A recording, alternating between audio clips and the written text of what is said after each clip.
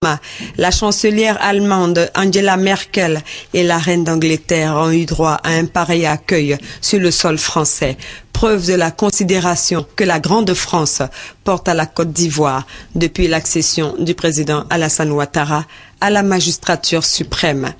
Le jeudi 26 janvier à 11 h, c'est la remontée des Champs-Élysées en voiture, sous escorte. La plus belle avenue du monde est devenue pour quelques jours l'avenue de la Côte d'Ivoire. Elle est pavoisée des drapeaux ivoiriens et français.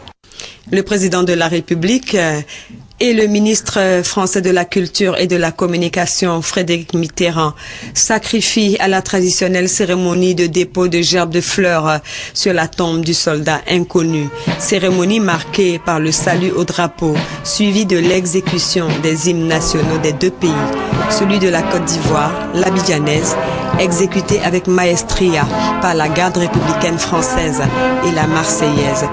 Ce sont des moments de grande émotion. Le président est invité à déposer une gerbe de fleurs sur la tombe du soldat inconnu installée sur l'Arc de Triomphe à la place de l'Étoile le 11 novembre 1920. Il s'agit d'un soldat non identifié qui représente tous les soldats tués au cours de la Première Guerre mondiale.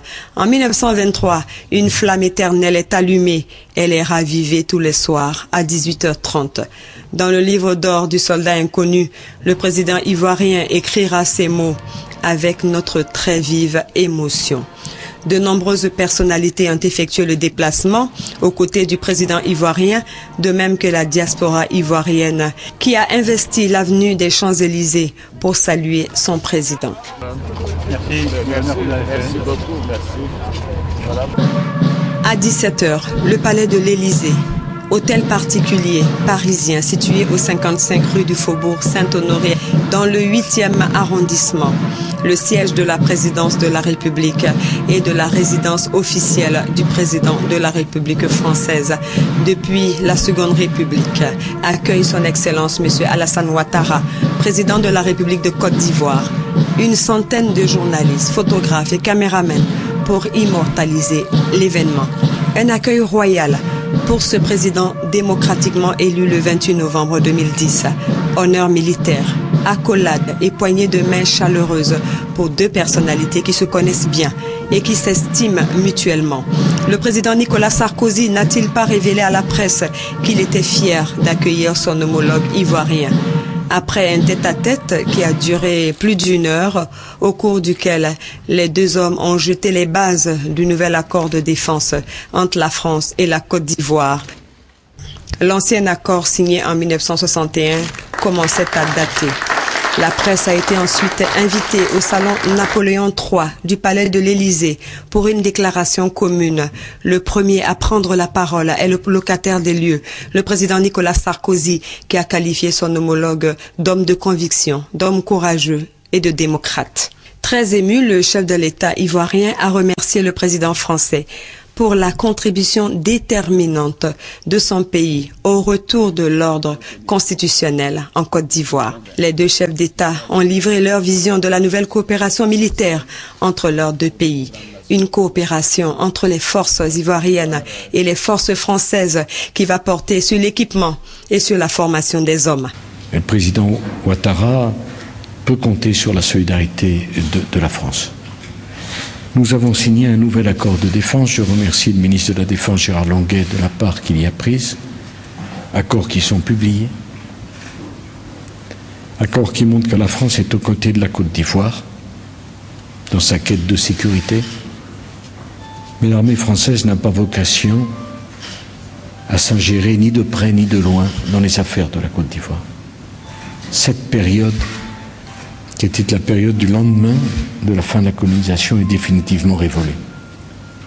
Le président, la France n'a pas de candidat en Afrique. La France ne soutient pas de candidat en Afrique.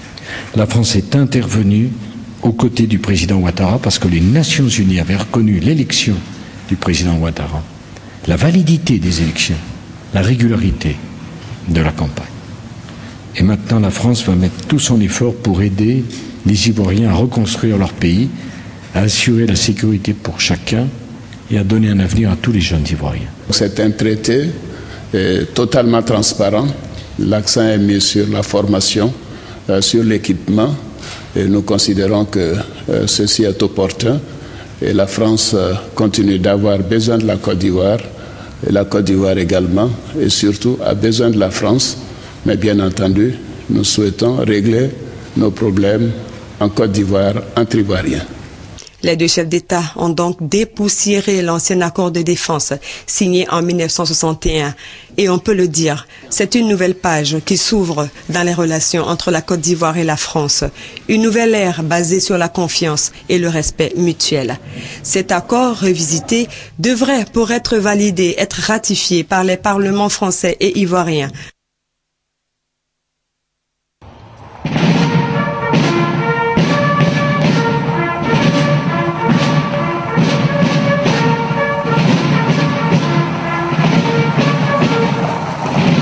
À 20h précises, le couple présidentiel ivoirien arrive à l'Élysée.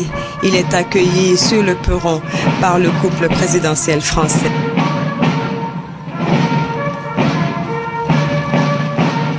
Dîner non ouvert à la presse, hormis pour recueillir les discours pendant le toast où les questions du renforcement des relations d'amitié et de coopération entre les deux pays ont été les points essentiels.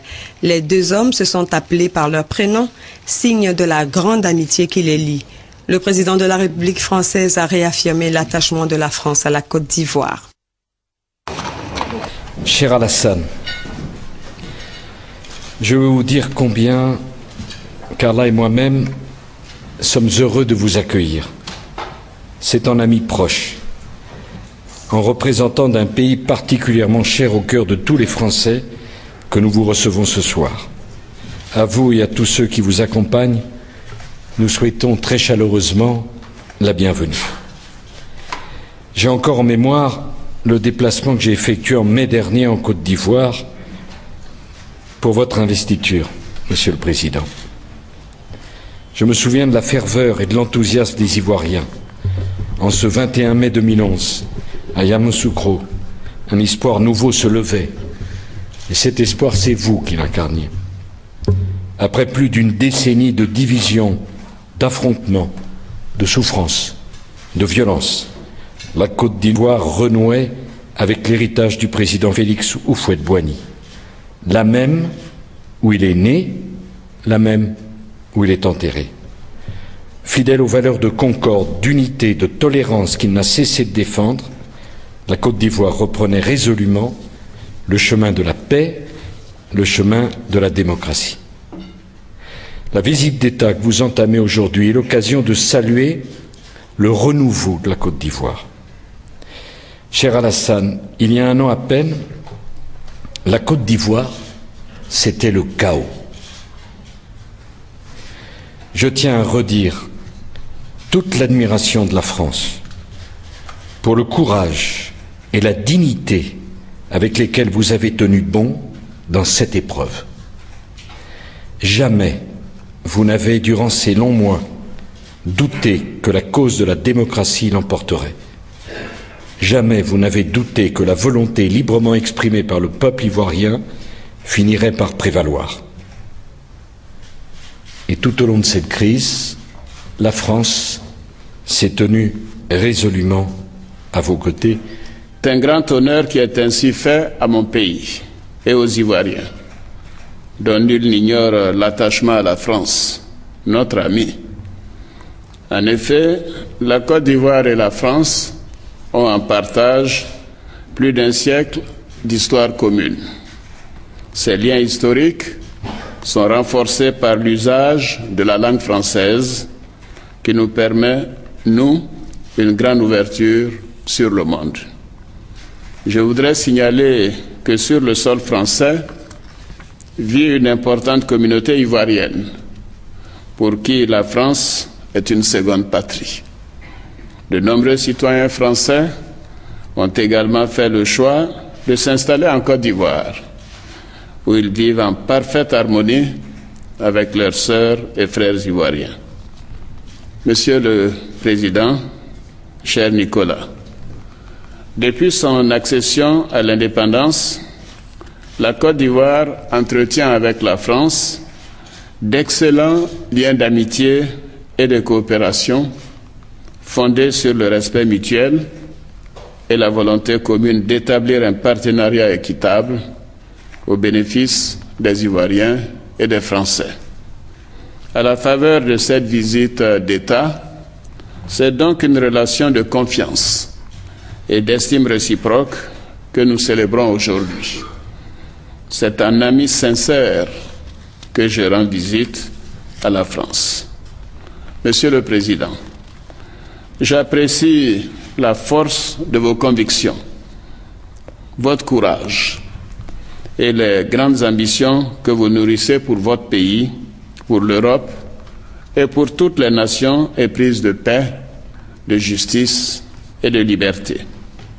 À cet égard, je voudrais remercier la France pour le rôle déterminant qu'elle a joué sous mandat des Nations Unies pour le dénouement de la crise post-électorale dans mon pays. Monsieur le Président, en soutenant l'administration du peuple ivoirien à la démocratie et à la liberté, vous avez évité un génocide. Vous avez sauvé de nombreuses vies humaines. Le peuple ivoirien vous en sera reconnaissant à jamais. Une soirée inoubliable.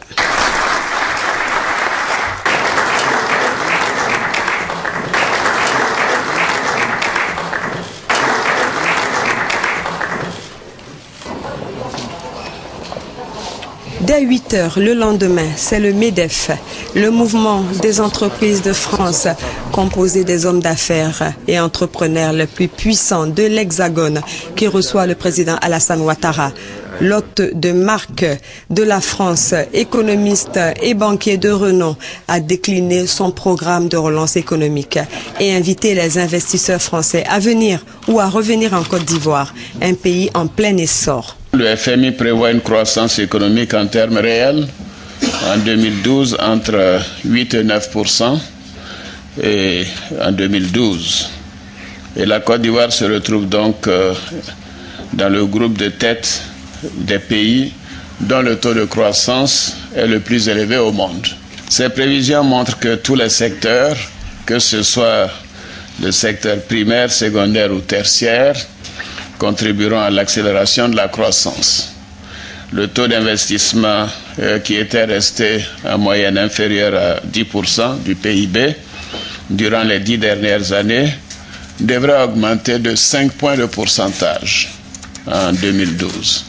C'est donc dire le bond spectaculaire qui sera ainsi fait, et ce taux d'investissement devra continuer d'augmenter.